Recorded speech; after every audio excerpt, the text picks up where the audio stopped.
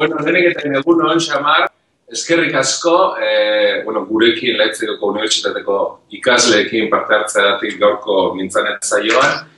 Kaixo, ni Stefanie naiz. Leipzigekoa naiz, eta Leipzig urbil, bizi naiz. Eta euskara ikaslea naiz, eta itzultzailea naiz. Kaixo, egunon. Kaixo, ni Gisa naiz, Rostokekoa naiz, baina orain Leipzigen bizi naiz. Nik sei urte ditut, eta txokolatea oso gustatzen zait. Neri ere bai. Nolakoa da Iruña? Iruña, Euskaldunen hiriburua, zezenengatik ezaguna, baina badira beste gauza batzuk ere. Zein da zure lana? Nik lan egin dut 20 urtez aurrekin, ikastola batean. 7 urtetatik 14 bitartean. Baina gero liburuak egiten hasi nintzen eta pasa naiz irakasleen formakuntzan eta divulgazio liburuak eta lanak egitera. Hola, soy Elizabeth y ella es Claudia y traducimos Euskara Gentea. He leído que la lengua latina ha tenido influencia sobre el euskara, por ejemplo, en la léxica o en el léxico. Pero también he leído que tuvo influencia también en otros aspectos lingüísticos, por ejemplo, la pronunciación.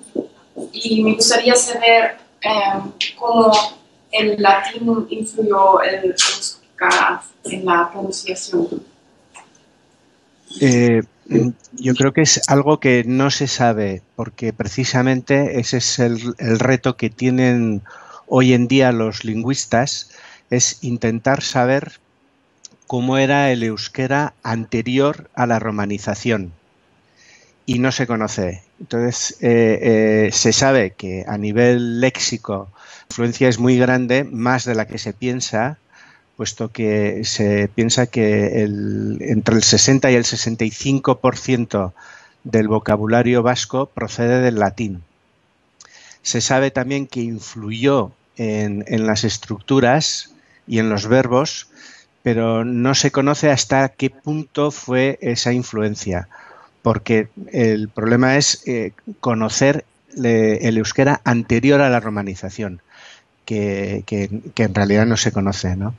¿Cómo ve usted la importancia del arte, de la música para el desarrollo del vasco? En todas las lenguas, no solo en el vasco, ¿no? La cultura yo creo que es el corazón de la comunidad lingüística. Una cultura donde no hay creación está muerta o está a merced de culturas estériles.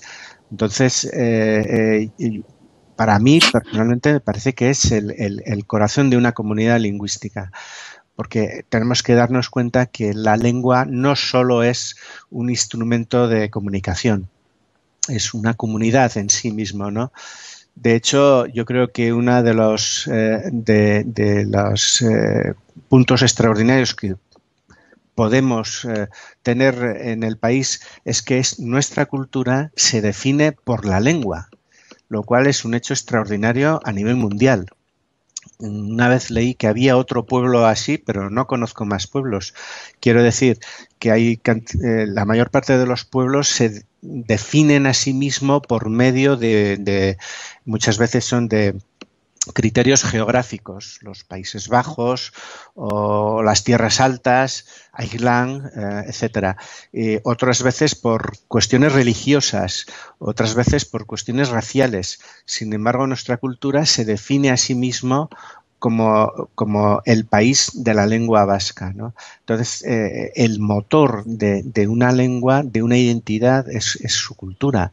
Y en su cultura todo, la música, la creación oral, la creación escrita, es lo que mantiene, lo que le da cohesión a una cultura. Si no hay creación en tu cultura, la buscarás en la de al lado, porque la creación la necesitamos. Yo siempre digo que el vasco es uno de los mejores ejemplos como lenguas pequeñas o lenguas minorizadas, no minoritarias, lenguas minorizadas. Minorizadas. ¿Qué podemos aprender de ellos? ¿Cómo le puedo convencer a un alumno de Leipzig que estudie vasco y cómo decirle que el vasco para ese objetivo está bien? Con los años cada vez quiero convencer menos a la gente de nada, o sea, ellos sabrán, ¿no?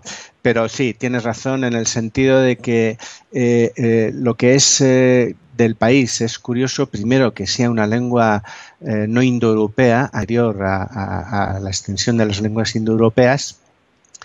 Dos, que en contra del tópico el país está, la cultura está en uno de los puntos de paso más importantes entre la península ibérica y el continente, porque evidentemente los puntos de paso de la comunidad del continente a la península ibérica están allí donde acaban los Pirineos. Y eso es en Cataluña y eso es en el País Vasco. O sea, porque claro, la comunidad lingüística vasca se ha desarrollado tiene una característica especial. Uno, que es anterior a la dominación romana, y dos, que ha sobrevivido hasta hoy en día. Esto se explica normalmente por un supuesto aislamiento geográfico. Están aislados, nadie ha pasado por allí, nadie les ha conquistado y han pervivido. Hombre, esto quizá podría ser cierto en las islas Hawái. Es decir, 7.000 kilómetros de agua por un lado y otros 6.000 por el otro. Y ni siquiera allí las culturas están aisladas. Entonces, es imposible que en medio del paso de los Pirineos el País Vasco estaba ya aislado. Y ni su cultura ni su lengua demuestran ese aislamiento. Pero sí demuestran una pervivencia ancestral de su base, ¿no? Llena de influencias, pero ha sobrevivido y seguimos aquí. Esto es un hecho extraordinario dentro de Europa. Entonces, si no vale este argumento, otro no se me ocurre. ¿Cuál es el futuro de la lengua vasca? Es complicado y no solo el futuro de la lengua vasca. La pregunta yo la aplicaría a la situación de las lenguas en el mundo. Es decir, si se hablan hoy en el mundo entre 6 y 7.000 lenguas, yo creo que en realidad poco más de 200 o menos son las que están efectivamente protegidas por leyes, que esto es innegable, es necesario que sea así. Entonces, el futuro de la cultura a nivel mundial, ese es el problema. No solo el de la lengua vasca. Nosotros ya sabemos dónde estamos y, de hecho, sufrimos una situación diglósica hace muchos años, divididos entre dos estados tan potentes y tan nacionalistas como el español y el francés. Entonces, la pregunta es, ¿dónde va el conocimiento lingüístico y cultural de la humanidad? Ese es yo creo que esa es la pregunta, ¿no? En cuanto respecto a nosotros, bueno, seguimos aquí y casi diría yo de una forma increíble. Entiendo que hoy en día la mayoría de los vascohablantes son bilingüistas, que hablan dos lenguas. Y sí. Mi pregunta es si a usted ¿eso le parece algo bueno, positivo, o si también hay argumentos a favor del monolingüismo vasco? Sí, no solo del monolingüismo vasco, sino de cualquier monolingüismo. Es muy sencillo y es fácil de entender. Si un país... hay que distinguir, y esto está hace tiempo tratado, entre el bilingüismo personal y el bilingüismo social.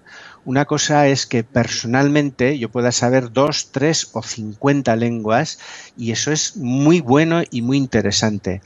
Pero si toda una comunidad lingüística está obligada a conocer un segundo idioma por ley, conocer y emplear en muchas situaciones el segundo idioma, tu lengua propia pasa a ser de elección, no necesaria para vivir en tu país. Con lo cual, ese es uno de los problemas, que queda ahí la duda de que si pertenecer a tu comunidad lingüística y mantener tu cultura es una afición de los ratos libres o es una necesidad.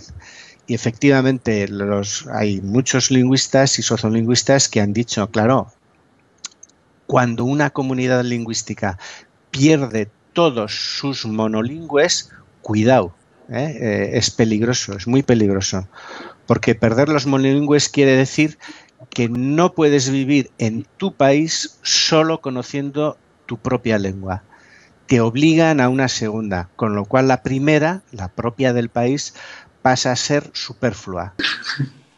Soy Daniel, soy lector de gallego aquí en la Universidad de Leipzig. Ajá. Y a mí como gallego hay algo que me interesa especialmente, cómo lo afrontáis los vascos, que es la transmisión intergeneracional de la lengua. Y yo creo que existe continuamente, y en Galicia será igual, un discurso en contra del mantenimiento del gallego, que no tiene por qué ser directo, pero con que sea un discurso de apoyo al español, a la universalidad, no te quedes en el choco, todo eso influye en la mente de la gente a la hora de transmitir la lengua, y ese es uno de los problemas. Todas las iniciativas que tomamos en un tema o en otro, en la enseñanza o en la transmisión natural de la lengua, etcétera, deberían estar apoyadas por una política general. Si esa política general que te protege no existe, pues unos hacen algo, otros hacen otro, y algunas veces funciona y otras veces no funciona. Todo depende del nivel de conciencia del hablante. Que el idioma no solo es un código de transmisión y de comunicación, es una cultura, y si tú enseñas la cultura, motivas a la por la lengua, ¿no? Pues un placer, muchísimas gracias por estar aquí. A vosotros. Que me la Vale, es que recasco.